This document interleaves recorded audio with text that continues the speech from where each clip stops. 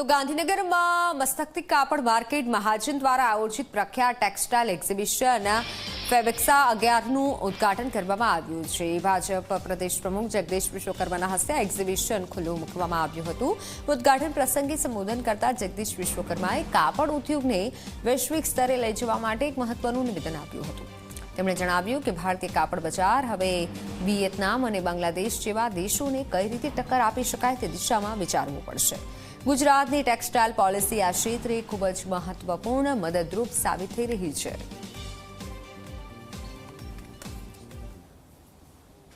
Quality cost સાથે સાથે એન્વાયરમેન્ટને નુકસાન ના થાય એની પણ ચિંતા કરી હતી। વર્લ્ડને જે આપણે કોમ્પિટ કરવું છે એ ક્યાં કોમ્પિટ કરી શકીએ ને જે રીતે ફેબ્રિક્સની ડિમાન્ડ ડે બાય ડે વધી રહી છે એવી જ રીતે અત્યારે ઘણી બધી નવા ટાઈપના ફેબ્રિક્સ પણ વધી રહ્યા છે।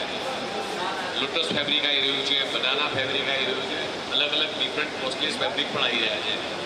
એવું એક આખું માર્કેટ ઊભું થાય કે જેના કારણે પ્રીમિયમ સેગમેન્ટમાં પણ આપણું ફેબ્રિક્સનું નામ વધે। જેટલા પણ વેપારી મિત્રો અહીંયા છે, તમે બધા જે કામ કરી રહ્યા છો એના સિવાય વોટ ઇઝ ધ ડિફરન્ટ?